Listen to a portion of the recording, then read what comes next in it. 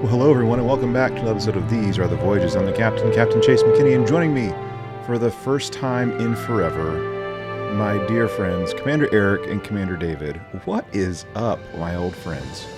What's happening? Hey. Yeah. Man, Just ready to talk about dinosaurs and zombies. Yeah, man. Things that don't get talked about enough, right? That's right. That's right. We are definitely going to talk about some dinos and zombies on this episode of the pod. That's for dang sure. Because the plot demands it, of course. So, and to humor listen, Eric. Okay, when was the last time like a good dinosaur movie came out? 1993. 1997. You don't have to be that harsh, right? Yeah, I don't know. Oh, man. Dinosaur thing. Yeah. When was the last good zombie movie that came out? Shaun of the Dead. Yeah, that's a good one. That was a good one. Maybe. It was pretty good.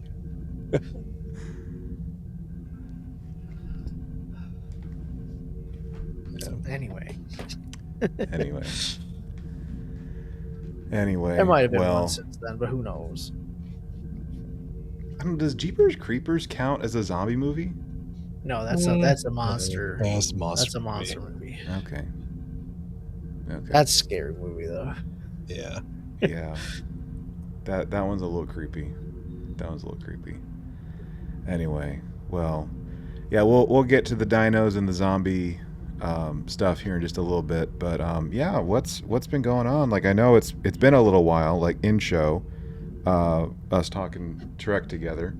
A lot of moving parts, I think, especially for me, but a lot of stuff's happened since the last time we got to sit down and talk Trek together. Yeah. Well, that we go. There's a convention here every year that we go to. Like a couple of years ago, I got to make like K Mulgrew and the Voyager cast, and last year I got to meet Johnny Rico and all the Starship Troopers people. They moved it up this year. They changed it. It's normally in October. They moved it to June this year, and it's going to be stay in June. But you got to meet William Shatner, right? Yeah. The Shats himself, right? You have to get the picture and autograph. He signed my poster, right? Mm-hmm. He's still going strong there at 95. That's crazy, man. That's yeah, crazy. His line for autographs was like a machine. They're like, go. You want to tell him a story? You got like 10 seconds. Tell him a story. By the time he's done, you got to go. His line was long, but yeah. Sometimes those lines are long. They take forever. This line was long, and it went fast. That's good. It's like a Chick-fil-A line, you know what I'm saying? Yeah, it's like a Chick-fil-A line. But, he was listening. It's not like he was just sign your thing and go, right? Yeah. He's 95. Like, for him to still be out there. Man, I remember a couple years ago, and I say a couple years ago, it's been probably closer to a decade by now. Back when I was like still like really active in like the Comic-Con scene and doing cosplay and stuff like that. And, like I like Mark Hamill, but like I'm not going to wait forever to like, and he's probably super expensive. Oh my gosh. Yes. He is crazy expensive. I see David nodding his head on that. Yeah. I went to Celebration in 2019. He wasn't there, but just the prices for a lot of the various other stars and so forth. The only one I can remember was Hayden Christensen, because it just stuck in my head. It was like $2,000 or something like that. It was something ridiculous at the time. What? Because Hayden Christensen was at this one, and I think his was like, it was like $350 for a regular autograph. If you wanted to get like a premium item, it was like $500 or something like that. I think it was one of those paying for that. I think it was one of those things where it was like he hadn't been out much to that point, and this was kind of like him coming back into the fold. I just remember it being stupid expensive, but yeah, I've never been all that interested in doing those. It'd be cool to meet like some of the people you've met, Eric, recently, but I just don't know, man. I have a little bit of a hard time tugging the wallet out for that. Yeah. And like they had the X-Files. I guess the X-Files cast is on like a tour. They're hitting the convention circuit this year. Like we had David Duchovny, Gillian Anderson, and Mitch Pileggi. Oh, nice. That's cool. Mulder, That's Scully, really and cool. Skinner, and my wife got autographs and pictures with all of them, and a trio photo with them. Yeah. That was but I know at like Fan Expo Dallas, like Robert Patrick was there, Annabeth Gish was there, and I think Laurie Holden was there too. Okay. Right, so they had a few more people there, but still, we got the main three, right? I still have feelings about what Annabeth Gish's character did in X-Files, but we're not. I'm not gonna really talk about that. not really a Monica Reyes fan. I actually just went back through the series and rewatched it all again recently. All right, you hear that, folks? How much I enjoyed that show. David watched it. You know what that means? The Pod Files coming fall 2029. You know what I'm saying?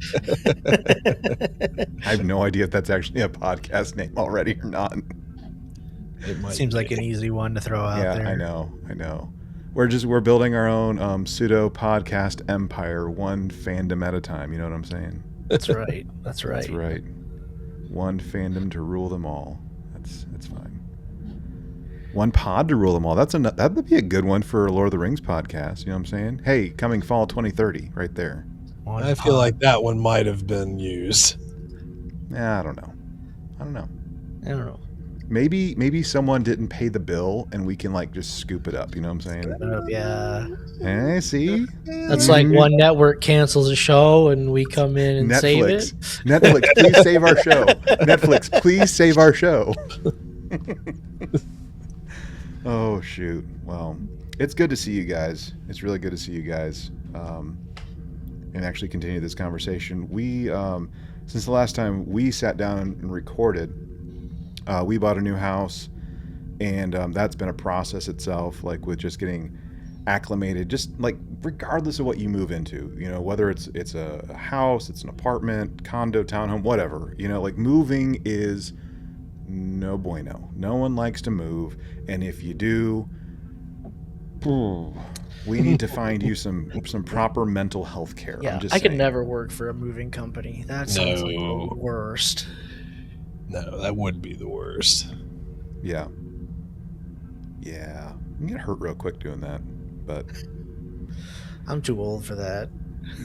Yeah, like you've said this comment before, Eric, like like once you hit 30, you're past the point of return in terms of being able to offer someone like pizza or an adult beverage, as payment. You know what I'm saying? Like now it's like, no, hire a moving company to move your pile of William Shatner collectibles and your sofa, please. Yes, if you're over 30, hire movers. Yeah. Because I ain't doing it, man. I'm not helping you move your treadmill that you've only used once in your life from the 5th floor apartment down to your little minivan. I am not doing it. And then back up to like a 4th floor apartment at the new location. Worst part, books. I have books, man. Heavy. Hate books.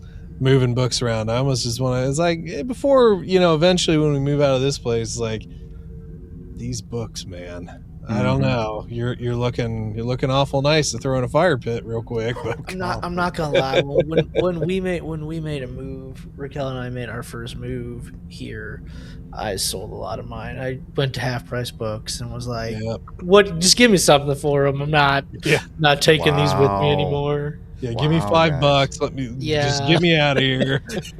And I gave them all my DVD, all my Blu-rays too, because I don't even have a Blu-ray player anymore. Yeah, golly. They gave me just give me something. I don't care. So y'all will either love me or hate me for this. Then, so part of this weekend, I cleaned out our front room. Like it was like our front room, our great room, whatever you want to call it.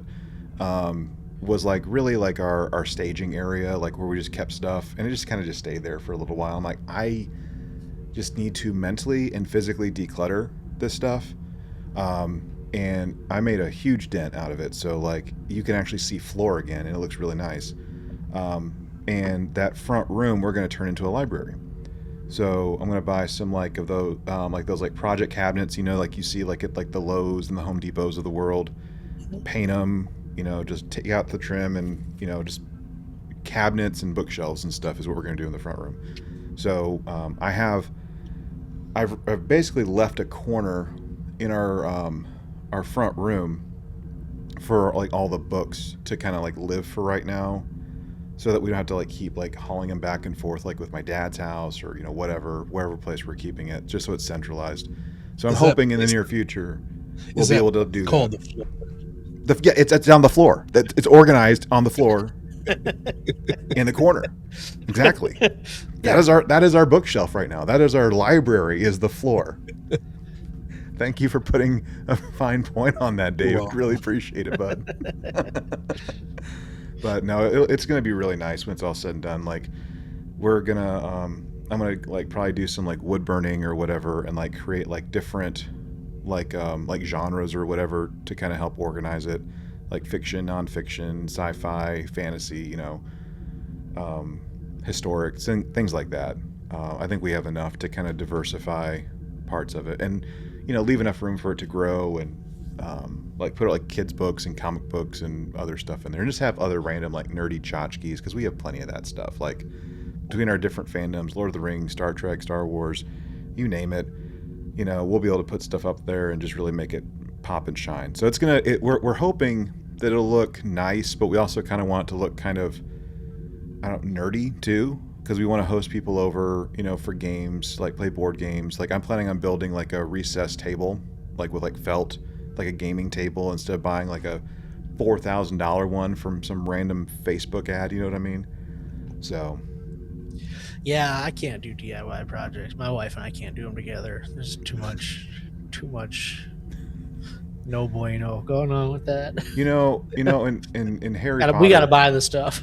in Harry Potter, like how every first year, like every 11-year-old gets chosen, to be in a certain house, and like that's going to define their like relationships and their personality for like the rest of their life, And that's the same thing with like dudes, like when they like hit a certain age. And I was kind of talking to you about this like earlier, like every man, every adult, whatever, every adult human being, pretty much, maybe in the West only, I don't know, gets sorted into their house of power tools, right? So are you Milwaukee? Are you DeWalt? Are you Ryobi? Are you Makita? Like basically the same colors as like the four houses and stuff. So anyway, I feel like DeWalt's for Hufflepuffs. Apparently. Yellow. Yep. Gryffindor would be your Milwaukees, right? Your Makitas would be like your Ravenclaws, and your Ryobi would be Slytherin. It does work out really well.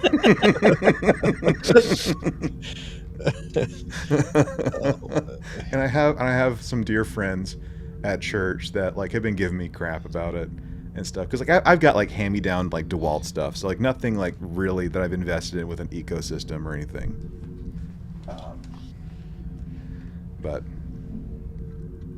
anyway, well, I say we just kind of get at it, guys. So let's y'all, are y'all ready to actually talk Trek for the first time in a while? Let's do it. Let's do it. All right, everyone. Welcome to the show. If this is your first time listening, so glad to have you here. This is your red alert, because we are going into spoilerific territory as we talk about the first 2 episodes of Season 4 of Strange New Worlds. Episode 1, Valles, Marineris, and Episode 2, The Griffin Incident. So, Eric, we're at the moment. I know, we're at the moment where we can actually talk about dinosaurs and zombies. So I know, but like for this, we left off and we didn't have a cliffhanger.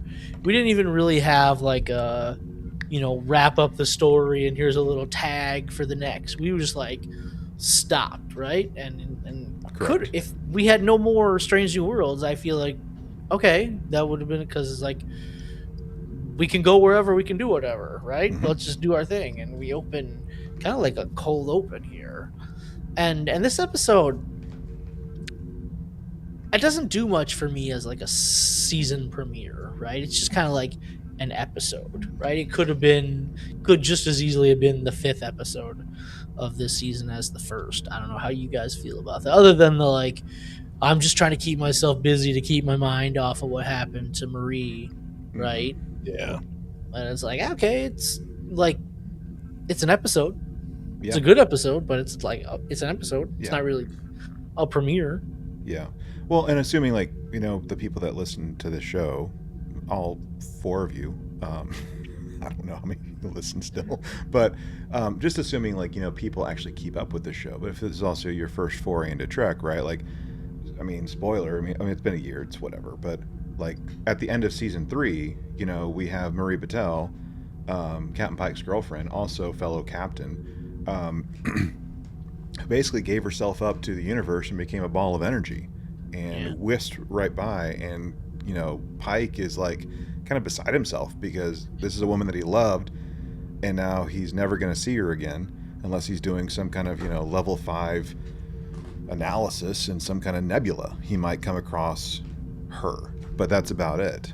And yeah, like from what I read, and I think what we discussed at one point, either on the show or outside the show, the original idea is like they didn't really know what was going to happen with Strange New Worlds, so they were kind of like in a weird limbo, and like that's why kind of season 3 was kind of all over the place in a way. Like it was kind of uneven for the most part, and why we had the finale that we did, where it was meant to be a series finale if it needed to be, but it also provided some closure with an aspect of Pike, and then the Pike that we know could have happened off screen because we know what's going to happen to him anyway. But because of the unevenness, we got what we got, and here we are picking up on season 4, seeing Pike and the crew kind of dealing with the aftermath of all that stuff, which I think is for the most part appropriate in the grand scheme of things. Yeah, it's like they're just doing mission after mission after mission. It's like when something bad happens to you, you just dive into work and you just try to like, so you can't think about it. You don't have any time to breathe. And That's think right. about it.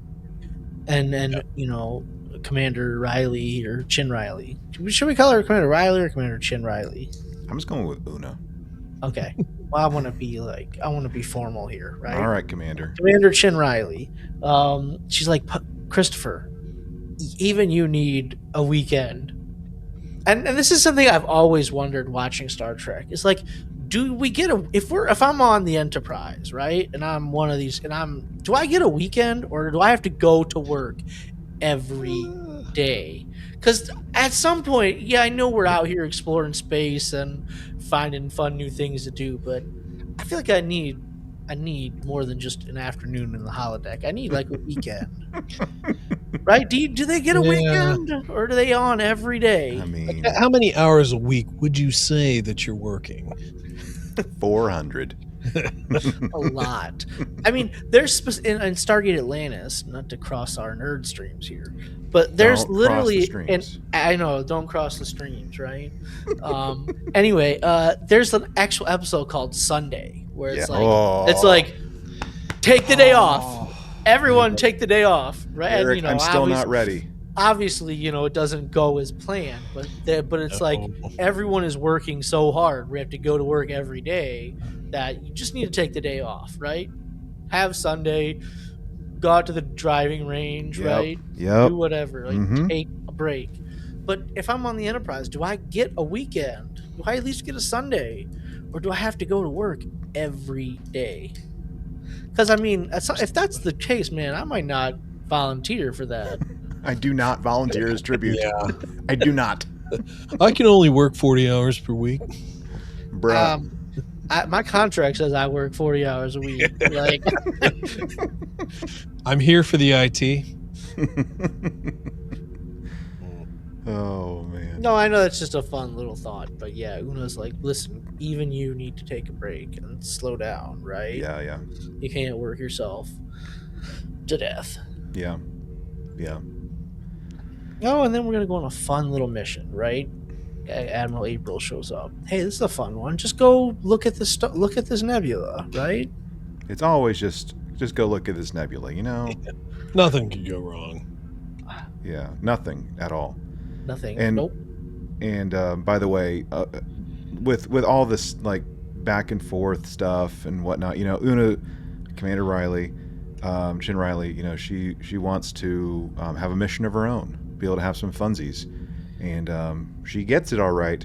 We're going in, and there's a big old nebula explosion, something or another happening in space. There's a distress call that we're kind of trying to respond to, and in the process of responding to all the cray that's happening out in space, we get drawn into it, and boy, are we going to have some fun with all the aftermath that we're going to be dealing with. So through this, we have Una, we have La'an, and we have Ortegas. That's an away mission. That's an away Yep. team right there. That's And that's a good, solid away team That is. composition right there. That is. Yep, they take a shuttle to kind of go in and To the explore. third planet. Yep. And, woo. This is the part where I feel like I need to really practice like my Richard Attenborough, like what was the thing that he said, like on a giant field with a giant dinosaur? Oh yeah, welcome to Jurassic Park. It kind of reminded me of like A Sound of Thunder, where they go back in time and they got to stay on the path to kill the dinosaur. Oh, that's right. Yeah. Yeah, that's a good call. Can't step off the path. Yeah. Because that dinosaur was gonna die anyway, right? So if you Mhm. kill it, nothing happens. Mm-hmm. Wow. Mm-hmm. So yeah, we have our two teams, right? Like we have like we have Una and company, and we have Pike and company. We have Una and company down on the planet. They're seeing dinosaurs. We're punching them. We're shoosting them. We're interacting with them. And we have Pike, who's being all diplomatic with a party that we were coming across, or he's trying to be diplomatic with a party we come across, and we have a very tense, first contact, question mark, with them, and really just a tense experience the whole time with these folks. Yeah, first of all, we get shot back and Spock learns it's the past, right? And we We're figure out 65 million years in the past. right, which okay, that's like kind of the accepted number that everyone just says, but whether it's true or not. It's whatever. Anyway, so we need all of our we don't know warp, no no power basically. So we need uridium because this storm sucked it all out, and we found some on the planet. So that's why we got to go down there. We got to get the uridium to get the warp core working so we can fix the ship, right? Mm-hmm. Boom. Right there's. Yep. Mm-hmm. So yeah, that's where we're into the dinosaur. Whatever. Let's shoot it. Let's shoot the dinosaur. Let's punch the dinosaur. So real question though. So we're saying that phaser set on stun will not stun a dinosaur unless you shoot it in its mouth. In the soft palate. palate of its mouth, yeah. Well, they got thick skin. Well, does phasers on stun work on the Gorn, the other lizard? Well, okay, but then if you want to get all scientific, don't they tell us that dinosaurs were more like birds and stuff, and now they have these chicken dinosaur pictures out there? Yeah. So, like, I'm just saying, like, you're bringing the space ray gun to a dinosaur party, and you're telling me that space ray gun can't take down a dinosaur unless you shoot it in the soft palate of their mouth. That's all. That's all. It's so. Commander Chin Riley can do like a fun little jump maneuver, right? So she can be the action star. Yeah. And yeah, they knock it out, and then we grab the iridium fuel cell, and we see like a cryopod. I don't know why they had to be in cryo, right? If they're coming from close by. Later on, we find out why they in cryo. Yeah.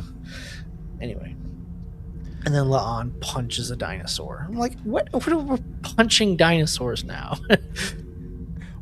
You know, whenever she did that, like the first thing that came to mind was Will Smith and Independence Day. You know, Welcome to punch Earth. her, welcome to Earth.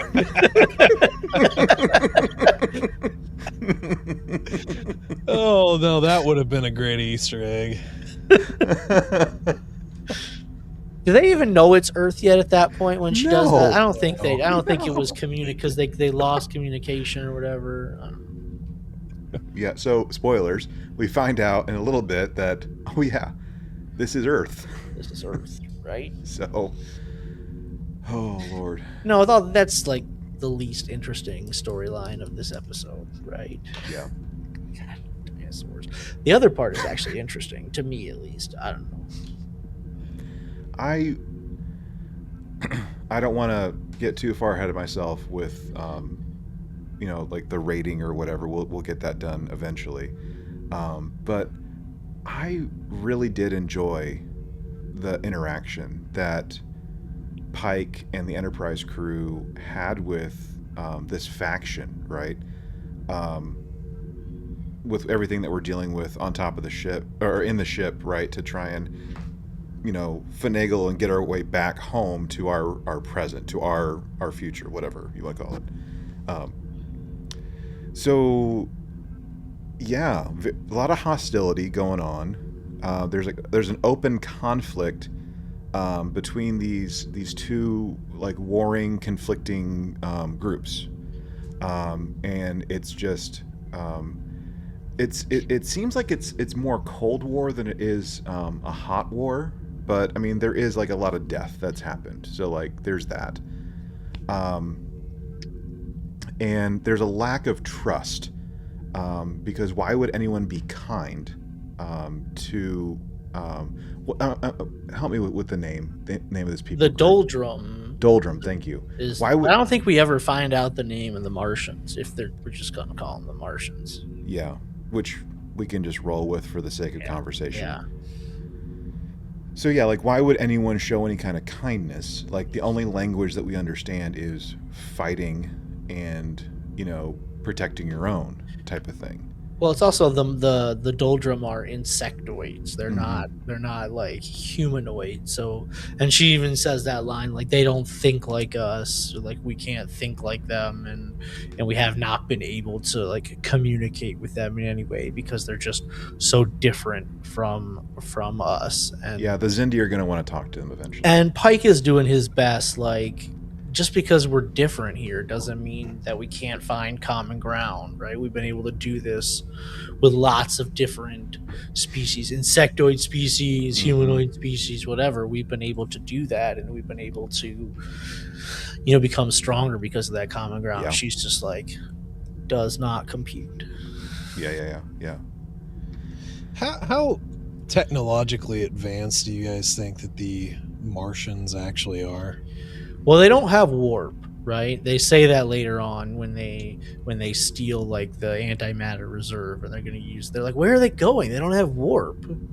So, I mean, they have spaceships, and it didn't take them very long to get from Earth to the fifth planet. Right. Jupiter. Well, and not only that, but they're they're also like phasing through walls and stuff. Phasing through walls, right? Well, I'm just sort of thinking about it from the standpoint of like communication, because I mean that was a whole thing in Enterprise, like building the first universal translator, and there's even a part in here where Pike, he said alone, which they said, oh, that has like 10 different meanings here, and it translated from you to say widower or something like that. Mm-hmm.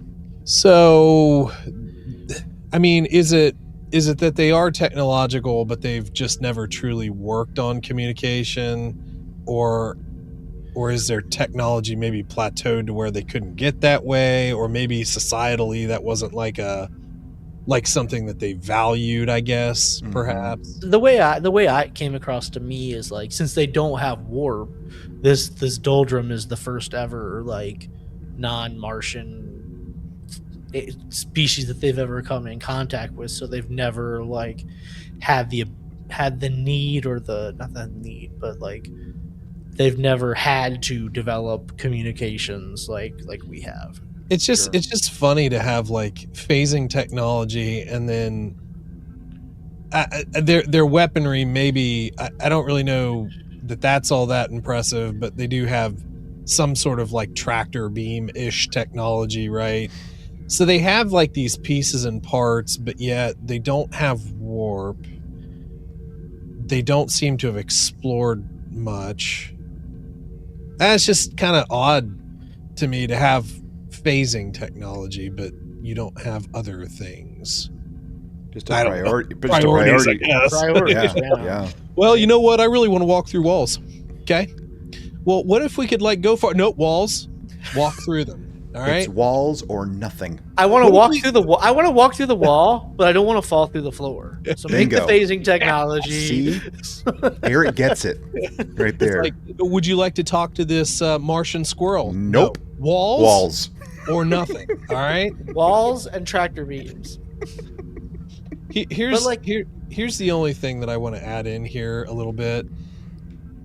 So I did watch this episode twice because I felt like I wasn't paying as much attention as I should have on the first viewing. I was kind of like at work and so forth. But anyway, I kind of felt like the conversation with these Martians was probably by necessity a bit one-sided, because effectively the Enterprise is captured. So you're telling us about you, but I felt like I didn't learn much about them. Like what I really kind of wanted was like tell us about, so we've told you this stuff, but like tell us a little bit more about you. Like, you know, what's like Mars like? That's got to be pretty cool, right? You know, you seem to have pointy ears like my friend back here. What's up with that? You know, just like little things like that. I don't know. I felt like the episode kind of packed in stuff that I didn't care about at the beginning and in the end. And I just sort of wanted the middle to be a little bit fuller, you know? Yeah, we didn't. Maybe that need was just my horseback. read We didn't on need it. horseback riding. We could have Hey. got a little bit more. Hey, Saddle is a very important thing to yes, it. and you know what? Riker. Also, Taylor Sheridan can't be the only one that can corner the market on neo westerns. You know, if anyone can do it, Star Trek can. No, but I feel like, David, you're right, and the conversation does seem a little bit one-sided. But at the same point, Pike is trying to not say what he wants to, because he doesn't want to ruin the timeline. Yeah. He doesn't want to say, "Hey, I'm from the future," but he's trying to be honest, but he Mhm. can't say what he wants to. And you're right, we don't learn a lot about the Martians, but we do learn, like, this doldrum attacked Mars, right? They sent some super weapon, and in order to Mhm. stop it, like, the Mhm. Martians like went scorched earth on their own planet, right? They had to, it's like when there's a forest fire burning and you gotta like burn some more of it to like get it to stop. That's like on a grand scale, that is Mhm. at some point impressive, but also like, I don't know what the word I'm looking for is. Unfortunate is not the word I'm looking for, but like it shows that they have some kind of resolve, right? They're not. Yeah. They're going to do whatever they feel like is necessary to win this war and not let the doldrum win. Yeah, at all costs, they're going to do this. Mm-hmm. Yeah. Yeah, and so she figures out that we're from the future, and that Mars does not exist. Like, their society, Yeah. not only does it not exist, but no one even knows that it existed. It's been like wiped off the map, right? Wiped out from history. Yeah. And so she steals our antimatter because she's going to use it as a weapon. Because show me the weapons. Tell me about your weapons. That's the whole thing, man. Like, she has got like. Well, she's the battle commander. Right, yeah. She is in charge of leading this war. Yeah. And she gets it, and she, loads it in the chamber and shoots it, and she's willing to sacrifice herself. Yeah. Like, they're not going to be able to escape the blast. No. But we can catch up. we can catch up and we can stop it. Right, and I really liked how this part of the episode played out, because you see the angst, you see the concern, not just on Pike's face, but really the whole crew. Like, man, we are going to die, right? If we're going to die, like this, the shockwave of this is gonna like decimate us. Like we are like limping along, more or less. And what was it? Was it Spock basically who was saying like, hey, if we do this, it'll be enough of a jolt to send us back to where we came from, and to kind of like render this moot. So we need to like take advantage of this, basically. Yeah, but even before we get to that, you know, they're launching this antimatter weapon to destroy the 5th planet. We're like, wait, Jupiter? No, not Jupiter. There's another planet. What do you mean? There's not another planet between Mars and Jupiter. Oh, but there's this asteroid belt. Mm-hmm. And it's like, so it's this classic like time travel things. Like, can we actually change the past? Right? Or are all the actions we're doing here the things that made the past, that created the future that we live in, Yeah. right? Like, you know, there's no fate but what we make for ourselves, or is there a fate, right? Right. And it's like, do we let billions of people, for lack of a better word, right? Insects, right? Living sentient beings. Do we let billions of them die to protect our future? Or is our future worth their lives? Or were they always fated to die in this way? Right. Right? Classic little conundrum, like time travel conundrum. And that's where I feel like you see the angst on like Pike and the rest of the crew's face. It's like, how can we do this? Right. So I want to just kind of like say a couple things, because there was something funny that happened with my bride and I when we were watching this together. So, you know, obviously they get back, and one of the things there were a couple things like minor, but like there's some things that we kind of passed over in the beginning. One of which is Admiral April wants to promote Pike to Commodore, and he's like, I don't know, bro. Like, I don't know if I really want to do that. And by the time we get to the end of the episode, he's like, I'm not ready, or I don't want to be Commodore, you know, whatever. But I know someone that should get it. And the episode more or less ends with us being in the bar, with us being like in like the social area, and Pike is telling Una, hey, you're being promoted to commander. So there we go. The thing, kind of an interesting wording of that. So it's like, I'm offering you to make you a Commodore. Let's just recycle this rec number, guys. All right. And then let's make you a commander, okay? But Commodore, but let's just downgrade this job code a little bit, and let's make it a commander. But like, Una here seems shocked that she's getting promoted to command. Like, you are the first officer of the Enterprise. Like, you know, like I don't know if is it still the flag? Is it the flagship at this point? Whatever, it's the flagship. You are the first officer of the flagship. Why are you so shocked that you are getting promoted to full commander? Like, maybe because she didn't have to go through the bridge officer exam. I don't know, man. She's probably already done that. She's probably already done that. Oh man! But you got to do that to get commander. I mean, okay, she's probably already done that. I know. If she's the first officer of this ship. Yeah. Right? I don't know, just like the surprised like reaction there just didn't make sense to me. Like, yeah, like, you're awesome here. Like, maybe it's because of the whole she's Illyrian thing. Yeah. And she didn't think it would happen because of that, right? Mm-hmm. I don't know. It just seemed odd. So here's the thing. So we were watching this together, you know, the day that the episode came out,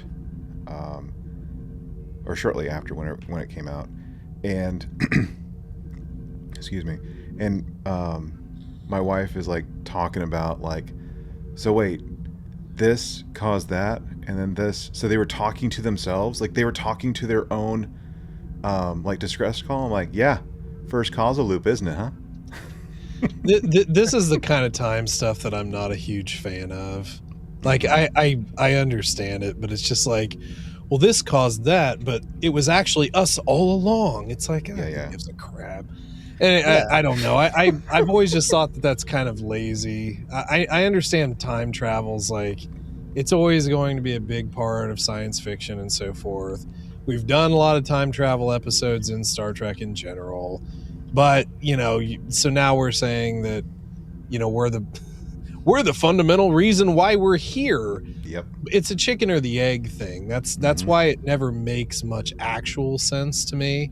But there again, it's not like I'm a huge proponent how to is study that particular how stuff. is this any different than like let's City on the Edge of Forever? Let's take that, right? Like we had to let Edith Keeler die in Yep. order for our future to exist. We had to let this one person tragically die.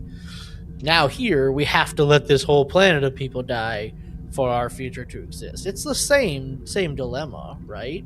We'll argue it's even a worse dilemma because we have to let billions of people die instead of just one. Yeah, part of my point is that it's not terribly original. No, but it's not. The other part of my point is that when you do it on a small scale, you don't have to think about it that much. When you do it on a larger scale, at least people like me, I've got to overthink it a little bit, and then I'm just like, oh God, I'm so tired of this. Yeah. Yeah. So, but no, it is the same thing. That's part of a small issue that I have with it, but it's not like I hate it or anything, but I don't like necessarily the going back over the chicken or the egg thing. Sure. Yeah, and That's it. And when their planet blows up, it's the asteroid that killed the dinosaurs too. Yeah. So have either of you, I know you haven't, Eric, but like David, have you ever watched any like classic Doctor Who? Like I'm talking like original run, like the 60s run of Doctor Who? Yeah, I haven't watched all of it, but I've watched some of it. So for any Doctor Who fans that may listen to this, or especially watching any of the classic stuff, this reminded me so much of Earthshock, which is a story from the Fifth Doctor. The Fifth Doctor is David Tennant's father-in-law, by the way, in real life. So in that episode, you have a companion of the Fifth Doctor named Adric, and basically he ends up in a ship that ends up being the meteor that kills all the dinosaurs. So he ends up dying. He's like the first on-screen death, or one of the first real on-screen deaths of a companion in the classic run of the series. And it's also the first time in the classic series of Doctor Who when it is a quiet, it's basically a silent clock, like 24 would do. It's a quiet conclusion to an episode. So it was really a really heavy thing. So I couldn't help but think of like Adric in that episode of Doctor Who with kind of like what happens here with how we see the dinosaurs, die, and like the Mesozoic, period come into play, kind of like what Spock was talking about, like how history happens, how things shifted, all the stuff. So anyway, do y'all go ahead, David. No, sorry, this was also the episode that Pelia mentioned. Oh yeah, I've seen this in a blue box. Yeah, Yeah, she did say that. yeah. So apparently Kurtzman and Russell T Davies were actually having real back and forth conversations with how to make Doctor Who, current era Doctor Who, and Star Trek come together, which I would not be okay with. Yeah, let's Let's keep the nerddom separate, okay? Yeah. Well, oh, and by the way, the only last thought of this episode. So we're just gonna sweep all this under the rug then, huh? basically, yeah. Why? This was supposed to be like your friend Admiral, okay? Not the sweep under the rug Admiral. Yeah. Good old Bob April. What about Bob? Yep. What Well, about Bob? So, I mean, that's it for our season opener. Personally, I'd rather just kind of deal with like the deltas and the rating of this episode first, so we kind of have like a clean palette going into the second episode. So if y'all are cool with that, let's just kind of knock that out real quick. Yeah. So deltas. So if this is your first time listening, deltas, we're looking at the different divisions of Starfleet service and how well they were represented on screen in this particular story. So we're looking at things like command, science, and operations. Operations would be like your communications, your security, stuff like that. So I think command is there. All around, I think command is there, from like diplomacy, from like on Pike's end with how he's trying to lead from a very difficult spot, to even how Una handles herself, and just the rest of the crew on the away mission, even if it does involve punching dinosaurs. I mean, yeah, I'm cool with command. I think the Pike is a really good diplomat, right? Mm-hmm. I think that's a big part of command. I think he's very calm, cool, collected. I hate that as like a catchphrase, but like, I'm calm, cool, collected. But he is that here. He makes the command decision at the time, to not fire and not stop them. I'm good with command there, right? Okay. Science and engineering, sure, we use science, right, to figure out how to get us back home, right? Spock figures that out, like, quantum entanglement, and if we get enough power, we can snap ourselves back to the moment that we do. So we gotta go in, right? Yep. So I'm good with it. Good old quantum entanglement.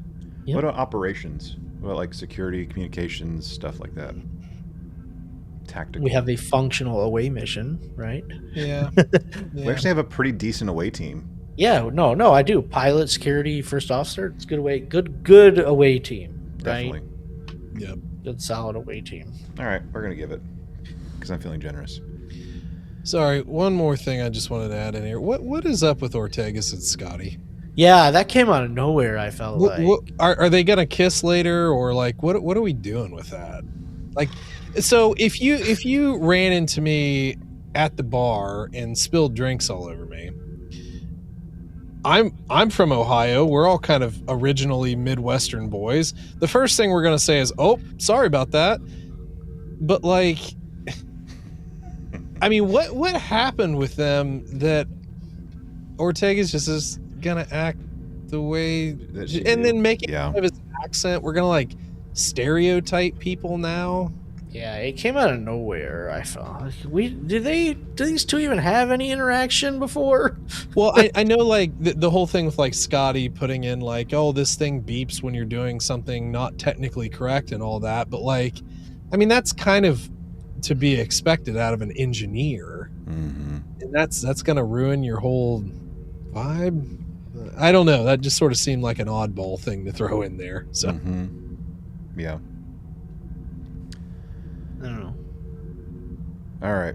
Well, let's do the rating on this one so we can move on to episode 2. So on a scale of 1 to 10, 1 being a dumpster fire, 10 being absolutely amazing, where are we at, guys? Where you're rating this particular episode?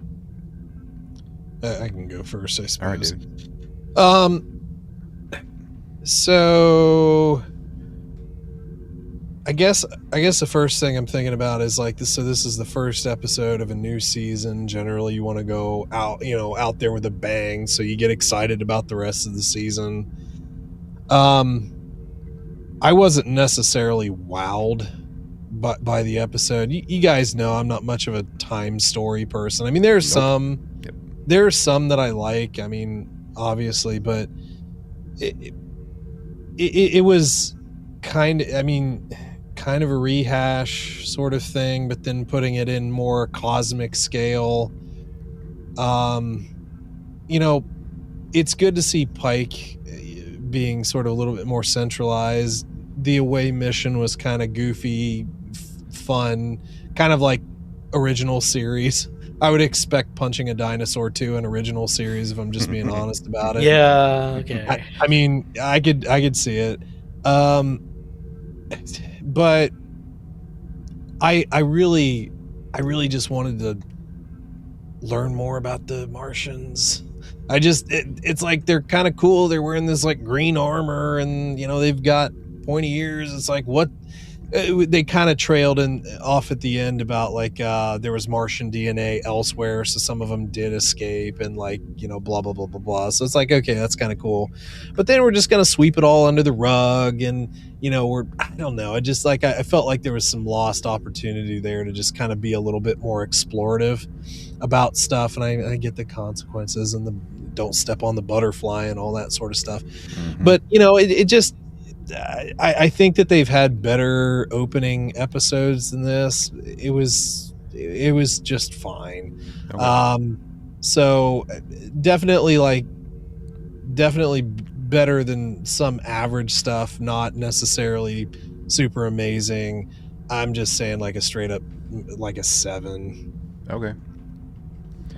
So, yeah, like I said, I'm right there with David. I might go a little bit higher, like a 7.3. But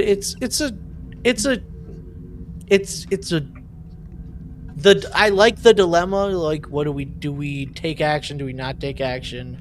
Do we let billions of people die? Do we not? But at the same point, I feel like it's a classic trope of, can we actually change the future or can we not? And there's nothing super new going on here.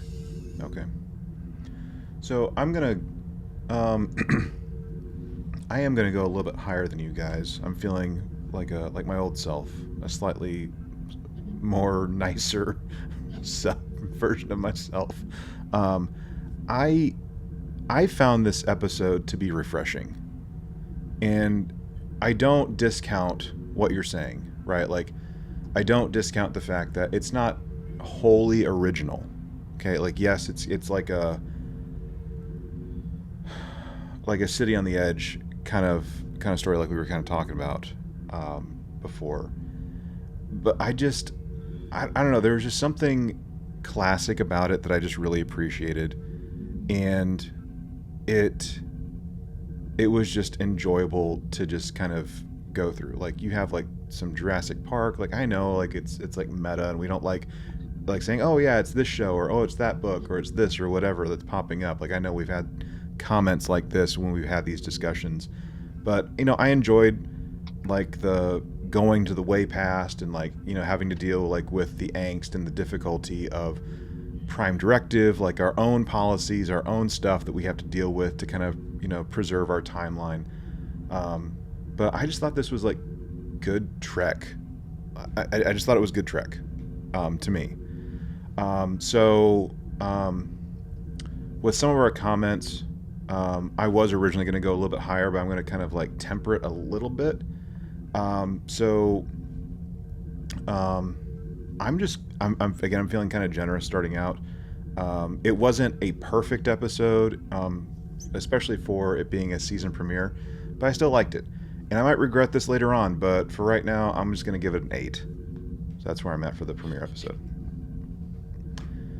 So with that, let's move into episode 2, the Griffin incident. Okay. So, yeah, yes, Eric. Okay, like. First off, in our text thread, I said something to the effect of, I triple dog dare you to watch this episode with no lights on. Did either of you take heed with that? I mean, I got a lot of windows in my living room, so you can close the blinds, but there's still light that gets in. David? I don't get the opportunity. I have to watch this usually on my phone while our kids screaming about stuff. Fair enough. Okay, no, but like, Star Trek is not about Captain Kirk, okay? Like, Captain Kirk had his show. It was his show. It was not an ensemble show. He was the main character. And he had movies, right? Where he was the main character. And basically all the story revolved around him. This is not... He had his time. This is not his show. I know enough about James T. Kirk. I don't need to know anything more about James T. Kirk.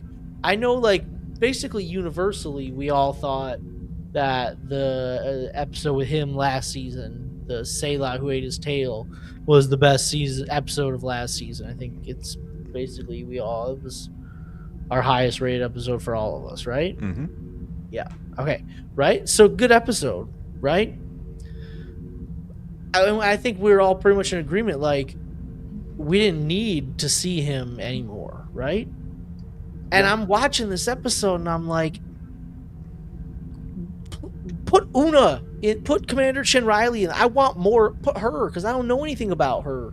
I was still 3 seasons in and we barely get any Una centric episodes. Mm-hmm. Like, give her this mission, right? How much different would the episode need to be? How much would you have to do differently to give her, put her there instead of James T. Kirk? We don't need him. This is like, he's fine if you want to show him up at a random time and be like a little side character, but he should not be one of the main players in this show. I know. Like, it's very frustrating why we're like trying to shoehorn. I get that he eventually takes over and, you know, you want to see how he's building relationships, but I don't need to see how he and Spock built a relationship. I don't need to see how he and Scotty built that. I can just accept that he and Spock are good friends. He and Scotty, or he and Bones, are good friends, right? I don't need to see how it happened. Yeah.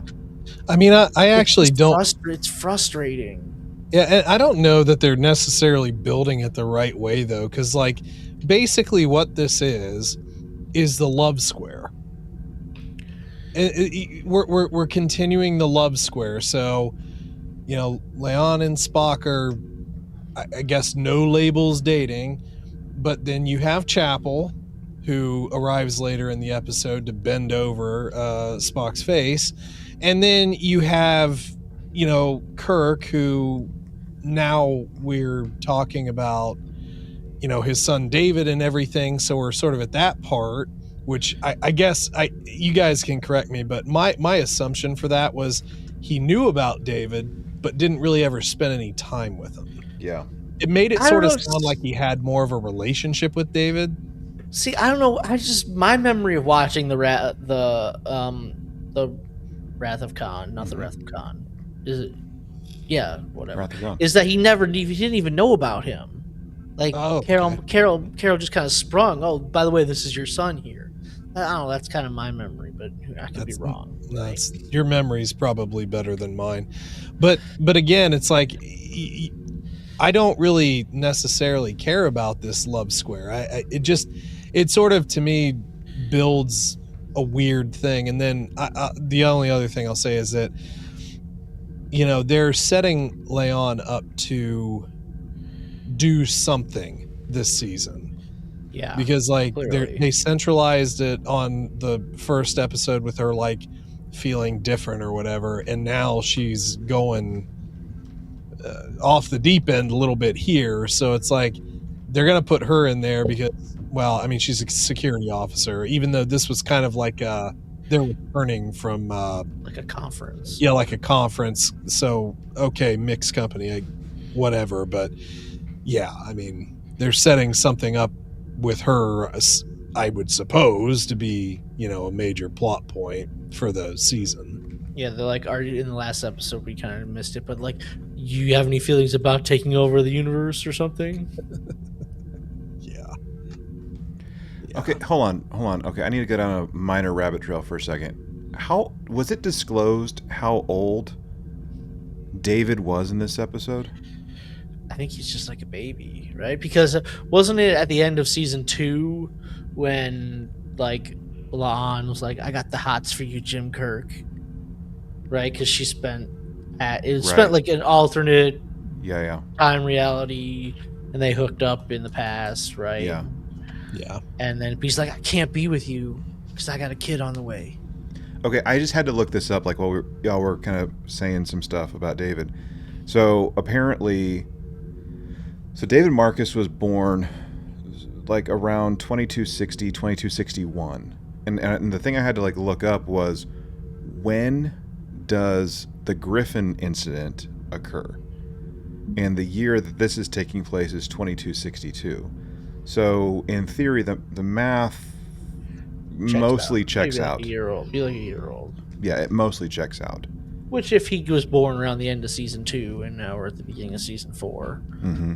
if you think a year per each one, that checks out. Yeah. I don't know. I just feel like this is just so unnecessary. Like, I don't mind this version of Jim Kirk. Like, Paul Wesley plays him fine, and like, I don't have any issues with that. I just don't need him here. I want our character. I want Ortegas. I want Una. I want Mitchell. these How about some more characters. Mitchell? Yeah, I want these characters. Put them in there. You know, the thing that was the other thing too, that, like, speaking of like the love square that David brought up, one of the things that just seems to come up in our house, especially with my wife, is like, what is the deal with Spock being like, you know, freaking Fabio for this show?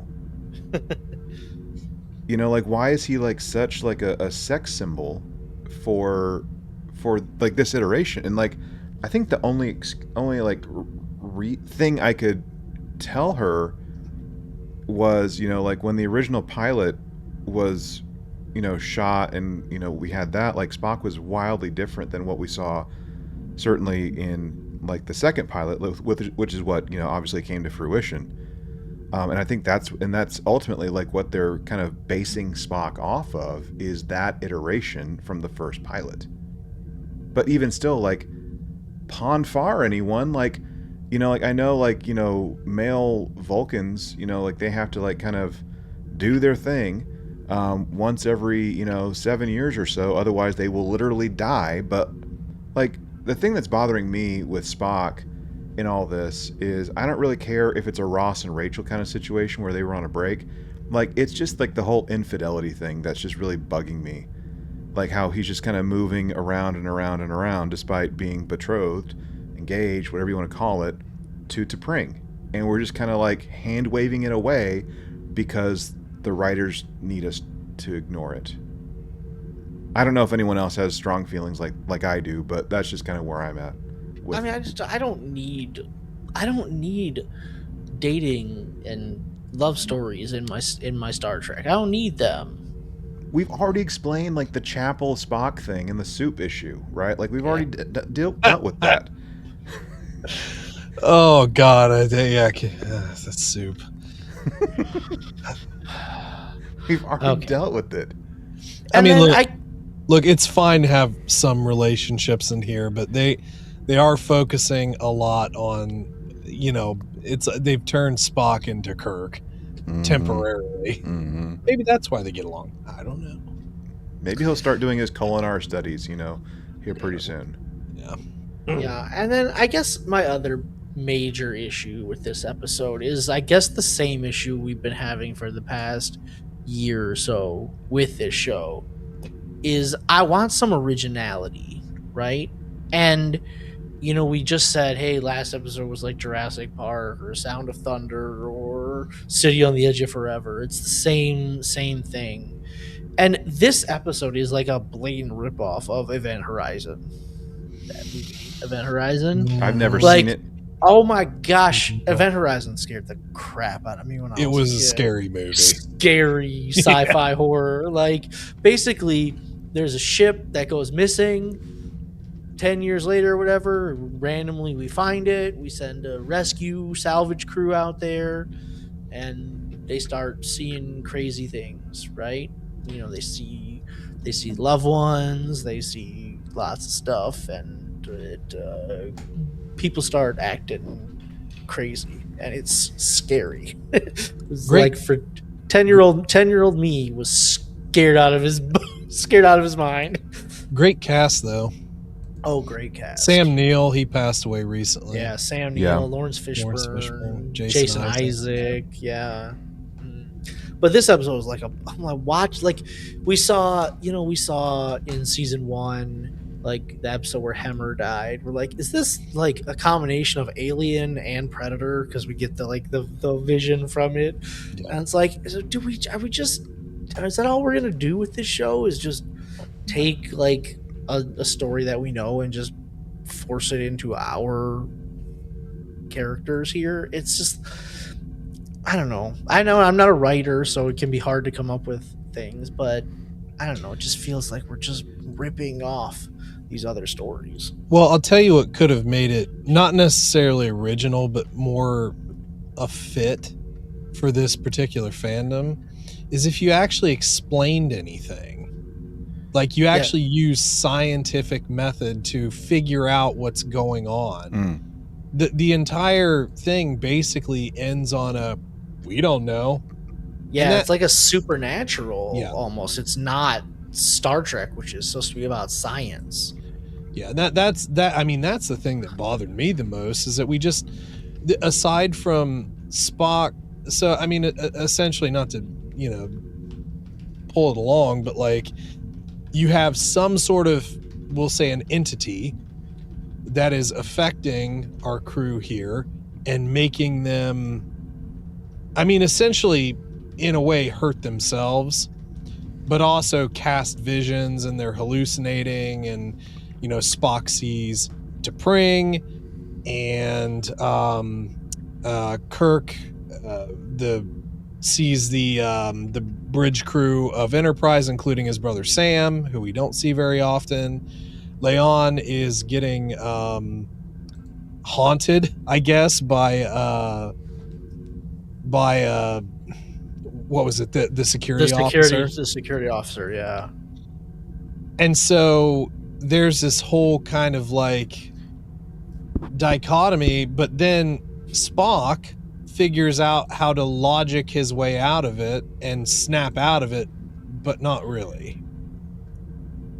Well, Spock does kind of snap out of it, doesn't he? Because he's like, he so, snaps out of it and realizes that he's the one doing it to himself. Yeah, but then by the time he does, like, we get beamed off and it's all over. Yeah. Yeah, and it's like it's called the Griffin incident. Like, so there's an incident that happens, but like we never find out what the incident is, right? And it's kind of just left up to maybe somebody will figure it out one day, but maybe it's not over. Maybe it'll come back because we get the ominous at the end of the horror movie. There's always the I'm not saying you can't have that kind of almost cliffhangery thing, but could you have at least explained, like, say it was an entity who had some sort of like psychic power of manipulation and it was us doing the harm all along, and the Griffin's crew effectively killed themselves. Like, you could have said something like that. Yeah. Because even then, wasn't it when Spock finally snaps out of it, he's in sick bay and there are a bunch of bodies, decayed bodies that you didn't see before. So they had a projection on them the entire time. Yeah. And one thing I'm also not curious. So we get on this ship and there shouldn't be any power, but there is. Like, there's a little bit of power. And we have 60 minutes. That's all the power we have, and it'll be gone forever. Yeah. But like, I never felt like there was a sense of urgency in anything they did this episode. So like, when we set that clock, I want to then feel a sense of urgency. It doesn't have to be like 24 urgency where we literally see the ticking clock. Yeah. But like, if you set a clock for me and tell me you only have 60 minutes, you better have some pace. And then later on, when you say we only have 20 minutes left, now you really better have some pace. You better actually like have a sense of urgency. So one thing I wanted to just talk about real quick. I know we're right about the time in the episode where one of my complaints kind of comes into play. But when we were watching really any recent Star Trek, we've complained about, like, why aren't we wearing like some kind of PPE, right? Like, whether it's like some kind of like suit, it's something, right? And I'm a little bummed at Spock for this, right? Like, so they beam over and they're like checking things out, and they're like, oh yeah, we have like the air and the gravity and everything is just peachy keen and A-okay. But like, why did they just keep it on? Like, if it's a respirator that can kind of like protect you from any kind of pathogen. Now, granted, I know we can like beam out and it's gonna like kind of filter that stuff out, but we don't know what happened to this crew. Like, to me, I would rather have an extra layer of protection. You know, like, who knows if they would have kept those respirators or whatever those dang things are called on, if the stuff that happens in this episode would have even happened or been as severe as it was. Well, so that was my only thing. It's what I refer to as scientists acting stupid. Yeah. Right? It's a plot device Yeah. in science fiction, which drives me crazy. It's like the whole movie could have been avoided if you just scientists acted smart. Like, if you saw Prometheus, like the Alien prequel, right? Like, those are the dumbest scientists I've ever seen in any movie ever. Let's just touch stuff with our bare hands everywhere. Or Alien Covenant. Hey, there's atmosphere on this planet. Let's take all our masks off. Just because you can breathe doesn't mean you should take off your mask, right? You don't know what kind of pathogens are in the air. You don't know what kind of pathogens are on the ground. And even if you, like, it's just scientists acting stupid in order for the plot. You're right. Keep your stuff on. Keep your respirator on.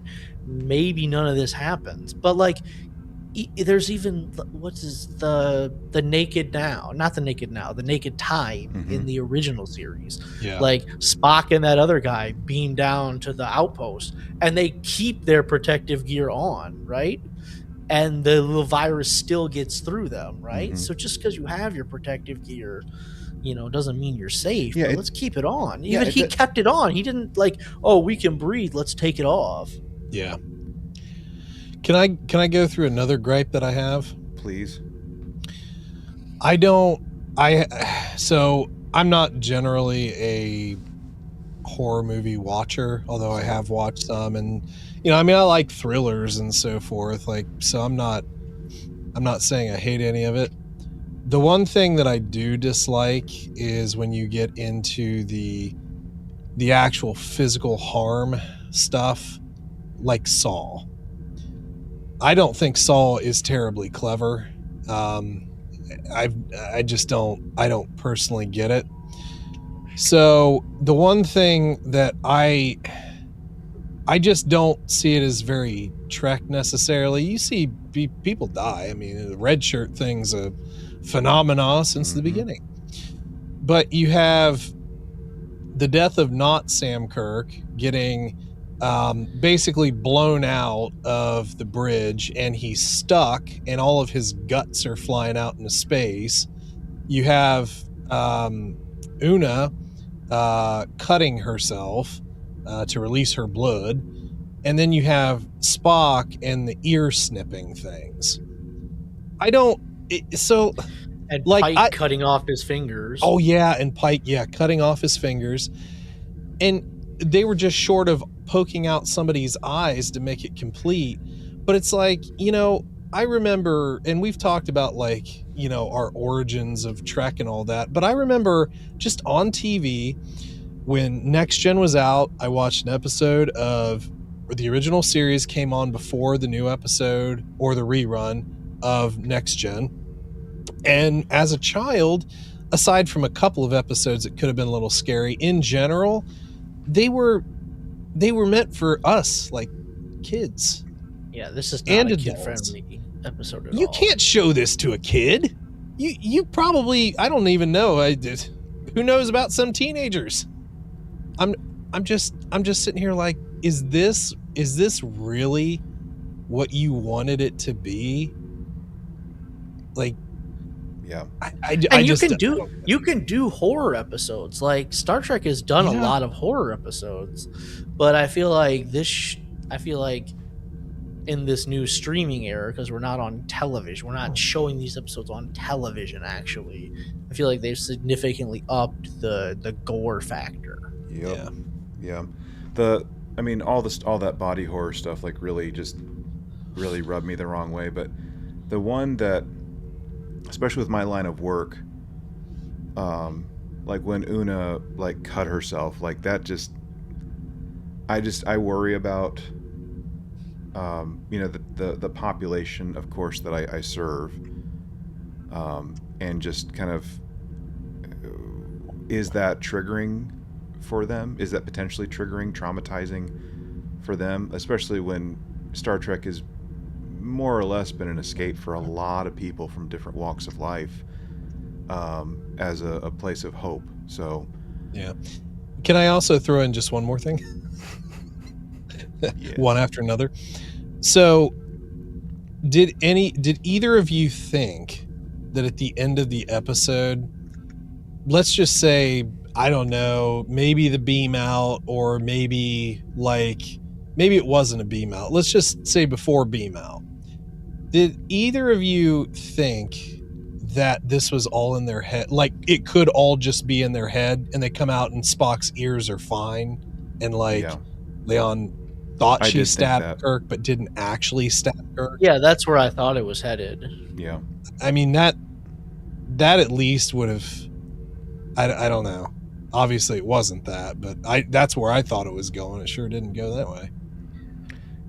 Yeah, but I mean, I have some questions at the beginning of this. So, like, we get onto this ship, and the first person we see, right? We see this person in the hallway ahead of us. Do they all see this person, or is it just La'an who sees this person? See, I was wondering that too. I actually thought that they all saw, because later Kirk said that there was an intruder, but or there was somebody there. Maybe he was just taking Leon's word. Because I feel like this person is this security officer who then shows up to essentially haunt La'an, just her, not the other people. So I was just wondering if it was just her, that this was just the aberration that she saw, and she's like, I saw something, let's go. And they're like, okay, you saw it, we're there with you. Yeah, could be. Yeah, because later on you see that La'an is sort of projecting, right? When she attacks Uhura, right? Mm-hmm. Uhura, yeah. right? And it's not she thinks it's the projection doing it, but it's really her. So I wasn't really sure. And when they see in engineering, you're one of us, when there's all of them there. So I was just curious. I didn't know if it was like as obvious. To me, I thought it. I mean, I thought it was just La'an, and because La'an was responding, everyone else responded in good faith. Is kind of how I took it. Yeah. Not that they could all see this apparition of a person. Yeah, because I feel like whatever is happening here, which like we do, is it a supernatural thing? Is it an alien thing? Is it a parasite? Whatever is causing this to happen, like, it's affecting La'an more than everybody else. Certainly it's affecting everyone, but I feel like maybe it's affecting her a little bit more. Yeah, I don't know. Because I feel like, especially at the little tag at the end when she goes to look at the ship, and we still see the little thing in there. Yeah. I don't know. Yeah, I mean, like, I don't know how much I really want to talk about this episode, guys. Like, basically, they all are having to deal with their own fears, right? Like, the superhuman augment nature that is kind of coming to the surface with La'an, with, Kirk potentially being an absent father, and Spock still with his mixed heritage. Which, again, I know that was kind of brought up last time, but, we've done a lot of exploring over 60 some odd years of Star Trek when it comes to Spock and his heritage, and I feel like we don't need to keep doing it. It's just it's a broken record at this point. I mean, no disrespect to, like, anyway. Yeah, and I guess I'm still just curious, like, we saw that whatever is happening here affected the security officer of the Griffin originally, right? So it's like, is it targeting La'an because she's also the security officer, or is it targeting her for some other reason? Like, is she because of her augment DNA or her augment heritage, right? Like, is there something about this entity or the supernatural, whatever it is, because we don't get the explanation, right? But we're seeing all these logs from the previous security officer, right? Who did she go? Did this previous security officer go crazy, and that caused everything to happen, or was she in her right frame of mind and everybody else around her was acting off? Like, it's never, when we watch her logs, it's not explained to us. And this is my thing with this episode, guys, and this could basically be me kind of checking out and kind of being done talking about this episode, because there's really not a lot to this in the grand scheme of things. But like, in fact, I'm just going to go ahead and do it. I'm just going to go ahead and kind of like work my way into my own evaluation of this episode, if y'all can just live with that. But like, the thing is, and maybe I'm kind of romanticizing this, or maybe I'm just looking at it from like an idealistic standpoint, but you look at if you've been consuming Star Trek for any length of time, there's always the hook, right? There's always the lesson to be learned from whatever the thing is. Whatever, yeah. Yeah, there's always the moral of the story in some form or fashion, whether you like it or not. There's something of that ilk that comes to play. In fact, you look at some of the more recent stuff that maybe we've consumed when we were younger.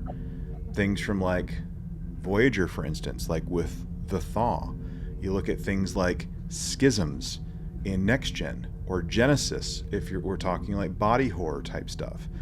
You look at night terrors, right? You look at even stuff like Wolf in the Fold, where Scotty is being accused of whatever, right? And it's really just like the spirit of Jack the Ripper.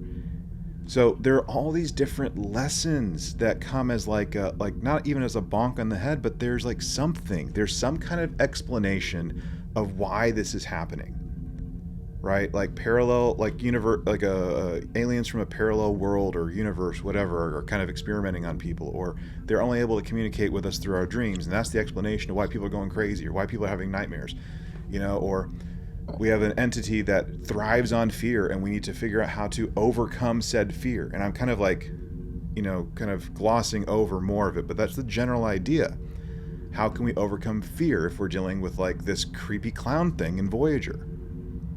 Okay, there is no real moral of this story. It is horror for the sake of horror, and it's very unsettling. If there was something to it, like there are these unknown spores that, like there's like a contagion, right? There's a contagion that broke out, and we weren't able to take care of it through the biofilter, whatever. It broke out, and that's what impacted the crew. And okay, we've used science. We've been able to determine these crazy spores are the things that are making us have to deal with our own insecurities, right?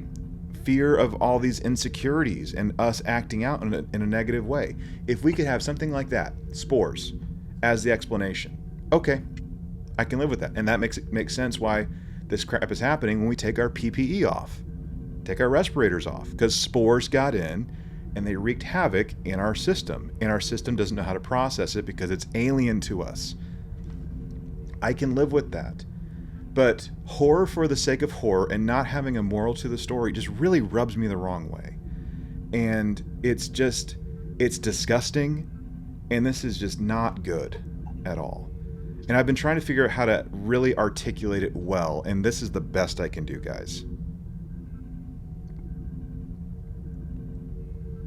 Yep.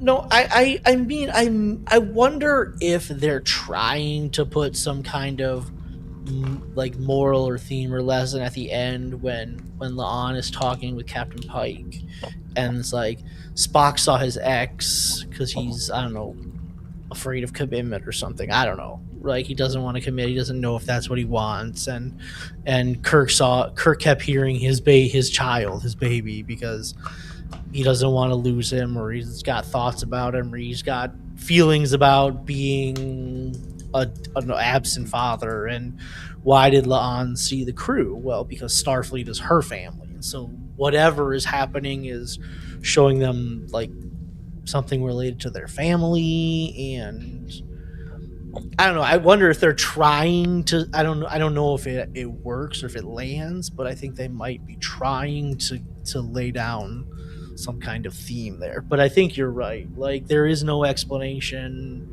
and it is just horror for the sake of horror for the most part. You know what I'm saying? You know that scene? Did you think they were trying to lay down any kind of lesson there? You talk like the Yeah, the campfire talk basically at the very Yeah. end. Mm-hmm. I mean, maybe maybe Because Pike relates the tale of him in his barn. I mean, yeah, maybe, and that's kind of like where I'm going with like the insecurity piece, like the insecurity of like how you see yourself, like half human, half Vulcan, right? The insecurity about your relationship and what it's going to be like as a father. I mean, like, dude, like becoming a dad, becoming a father, whoo-wee, that has all sorts of stuff with it.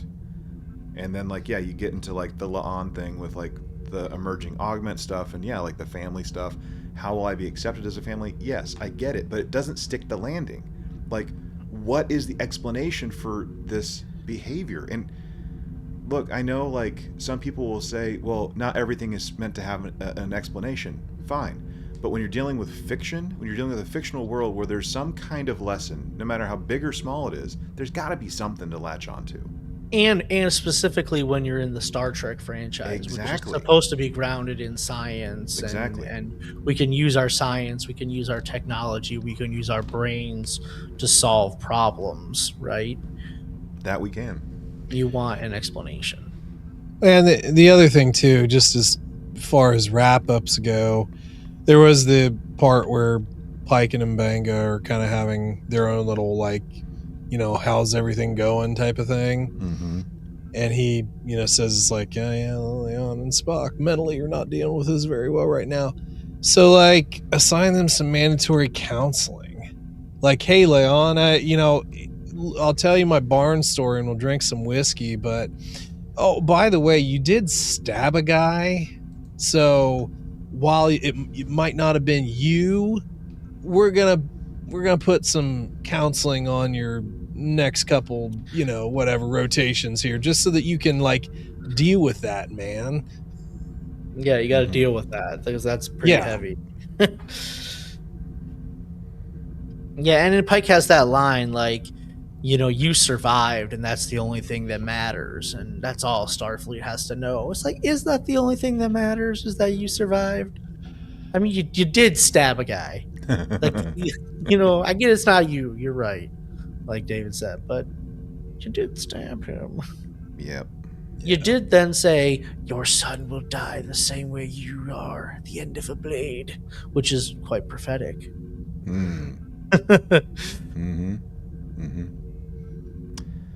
Have we talked about this episode enough, guys, or do we still need to unpack it? No, I think we're good. Hey, Kirk does try and call his yes, he does. Situation and son, and doesn't come through, but he gets some milk and cookies. Yep. That's it. Yep. Okay. Fair enough. All right. Well, Division 12, right? Yeah, the Star Trek version of X-Files, basically. Yeah. Cool. All right, deltas. No. Yeah. Okay. Good. So on a scale of 1 to 10, 1 being a dumpster fire, 10 being absolutely amazing, how do you want to rate this, fellas? I mean, I want you to go first, Chase, because like I want to hear this. Frick. You don't have to. Like, as the host, it's your prerogative to be like, nope. I know. So let me just say this.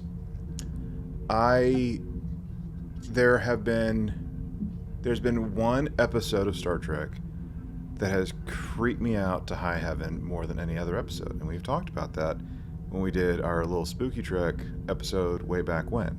And that episode in question is The Thaw. Creepy.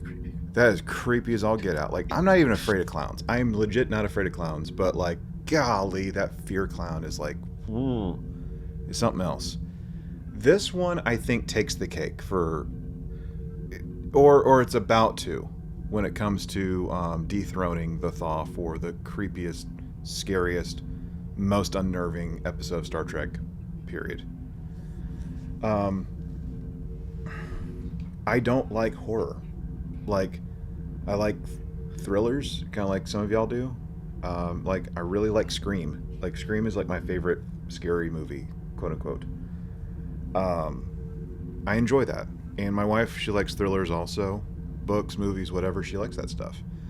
But I already went like on my little rant, my little diatribe about this. And I don't like that there's no clear rationale for something within the Star Trek universe. Like other fandoms, whatever, okay? But like this, I don't like it at all. It's horror for the sake of horror, and it's so grotesque. It's just wildly grotesque. Like, you know, we have a Kirk, you know, being pulled out, painfully, grotesquely pulled out the screen, and like guts and stuff being like pulled out of him and a bloody mess. You know, we have a maniacal looking Pike who's cutting his fingers off like it's marshmallows. We have Spock cutting off his ears. We have T'Pring about to, you know, do surgery to rearrange his organs. Zombies. I mean, I think the thing that would have made this better is if La'an and the zombies started doing the thriller. There might have been some redemption for this episode if the thriller actually took place in this episode. But it didn't. So there was no thriller. So anyway. This is like oh my gosh, Eric, I need your help as the movie aficionado. The Rob Zombie film. House of 1,000 Corpses, Devil's Rejects. Which one came first? House of 1,000 Corpses. I think that's what it is. I think it was either that one or Devil's Rejects got like one of the lowest ratings that I remember at the time. And there was like reports of it. And part of it was like there was no clear, and I've never seen it, so I'm probably talking out of my mouth on this one. Whatever. That part of the reason it did so poorly is because there was no triumph over evil, basically. And there should be struggle, but it didn't feel like there was a win either. And having that kind of awkward space of like no real triumph over evil, no real triumph over something, it was just there. It's just there. Bothers me as well. So House of 1,000 Corpses was first, and then Devil's Rejects is the sequel. Thank you. So I won't mince words. This is not hyperbole. I will never watch this episode ever again. If we have to do a rewatch, I will completely ignore it. And the rating that I give and the thoughts and feelings I have right now will remain the same, because I am not watching this drivel. I'm not watching this crap, this anathema to Star Trek ever again. This is an abomination to the Star Trek universe. So if I could give it a 0, I would, or just no rating at all, I would, because I think it would be insulting to give this episode a rating, period. But because of the nature of this, and that I do have to give it a rating, because that's what we do, just for the heck of it, I'm going to give this, Eric, what's my lowest rating I've ever given anything? Man, let's go find this. I just want to know if I'm about to insult an episode or not. Let's see. I feel like in Discovery you gave something like, or did we give something in Starfleet Academy? Oh, yes, yeah.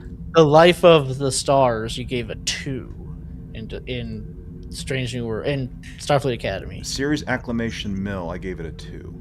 And also the Life of the Stars. Okay, so I think those episodes are pure cinema compared to this crap. So, because I don't want to completely flame it, I'll give this episode a 0.1. How about that? Damn. He opened up a case of whoop ass. Oh no. You wanted me to go first. You're welcome. Okay, so how do you follow that, right? Like, it's like, dang, the opening act crushed it. How does the headliner now go on? I mean, not that I'm the headliner, but like, it's a metaphor. Look at me. Look at me. It's a metaphor. It's a metaphor. Damn. So no, you're right. This doesn't feel like a Star Trek episode, like at all. It feels like some, like body horror movie. You're right. So not a very well done one. I mean, I will give it some credit for being atmospheric, right? It does create an atmosphere. It's very chilling when you see, look at that. There's a thing in the background, right? I do think it maybe crosses the line with a little bit of gore, especially like I think the Sam Kirk getting sucked out, that was too much, right? There's like 3 scenes of it. It's like, okay. Damn, a 0.1.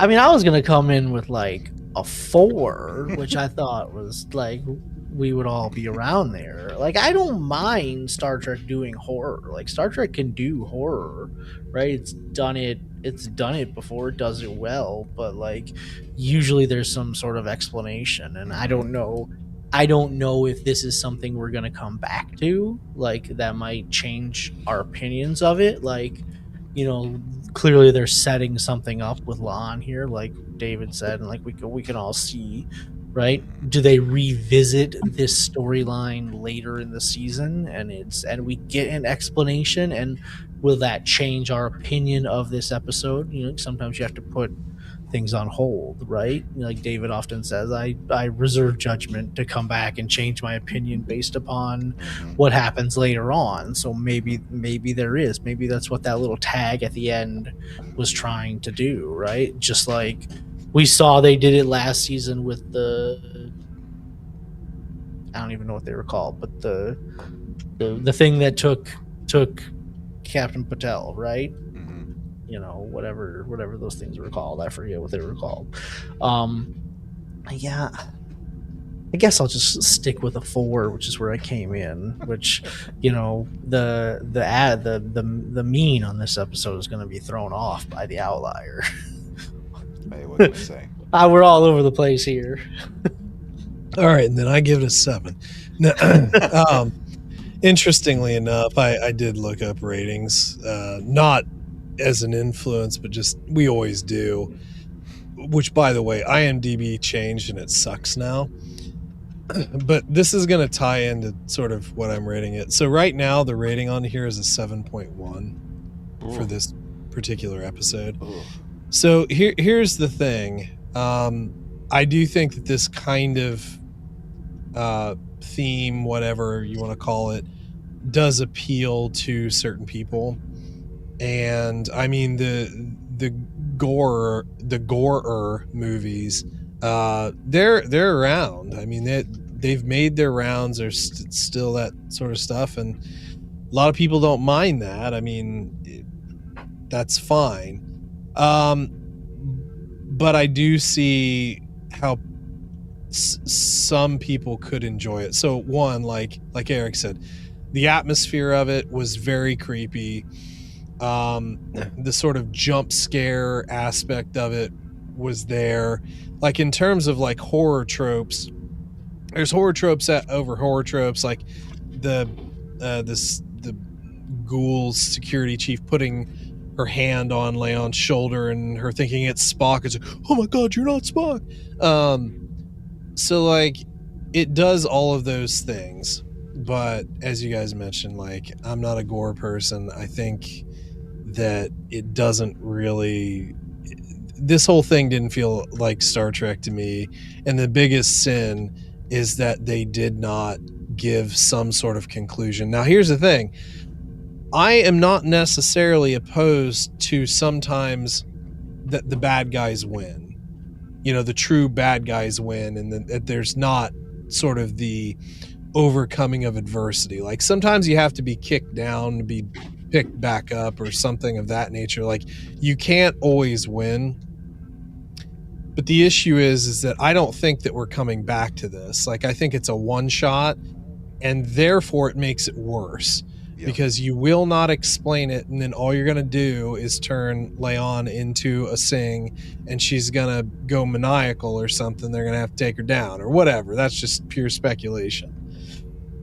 But I didn't like the gore.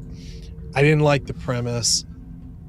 I think that they are walking a really fine line of like just, and excuse me for this, but pissing on Star Trek at this point, to where it's just like you're taking a lot of the core tenets that made this series in general unique.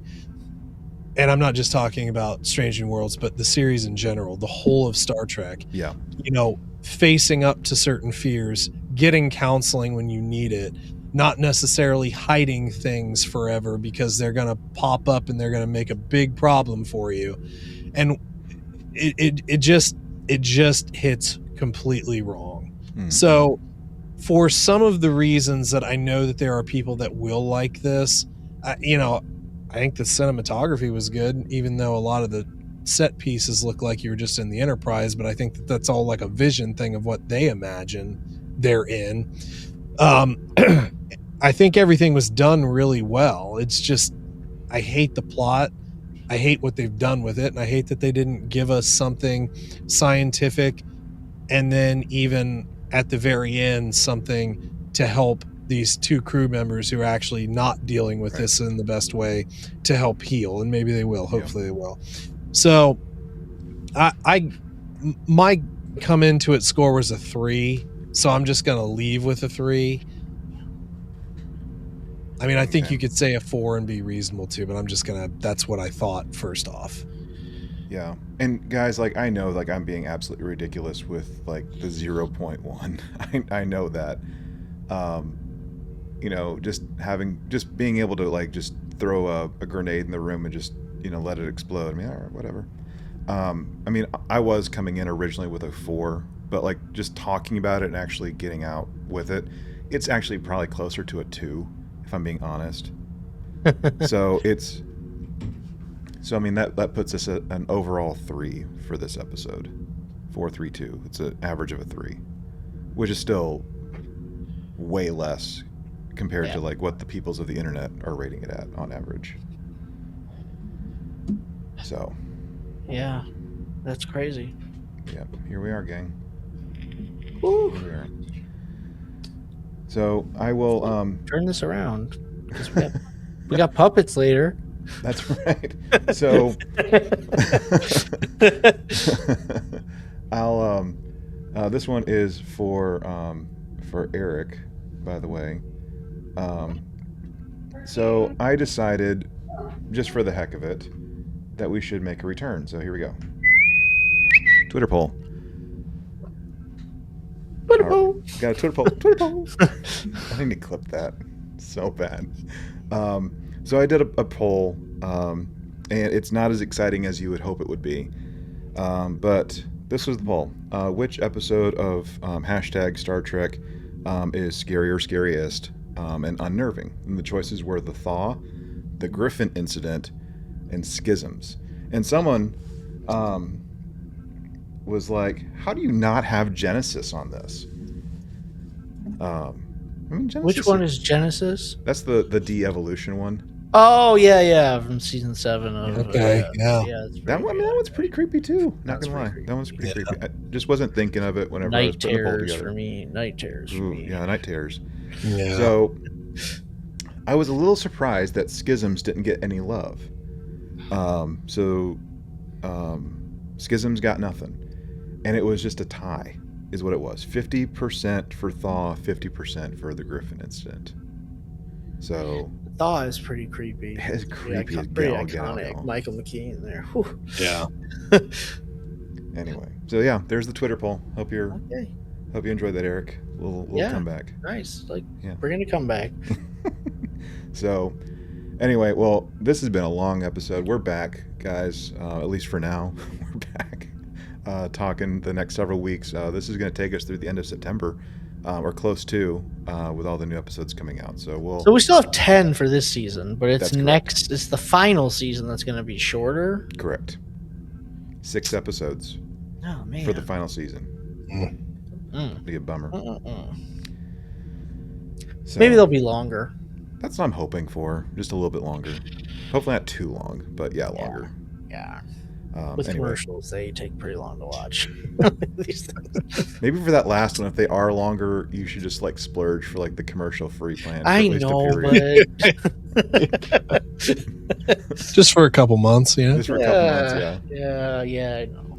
Anyway, well, fellas, thanks as always for the conversation, and I'm glad that we got the band back together for this. But anyways, all you out there in listener land, hope you enjoyed this as well.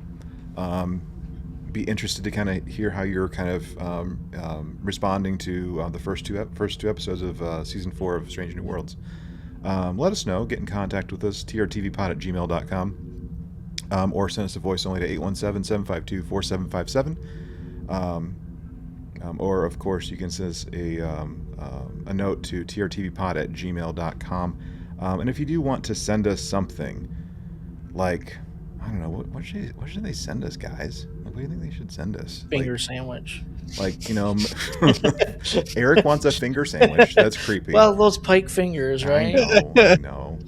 Assorted It's like bugles. fingers. It's like bugles on your fingers when you're a kid. You know what I'm saying? Like the bugles on the A fingers. couple of cut up hot dogs with some ketchup on them, yeah. Or a mosquito in amber, so that we can put it on a cane, and say welcome to Strange New Worlds. So. Anyways, y'all, thank you for everything. And as always, as we get out of here, remember to boldly go and make it so.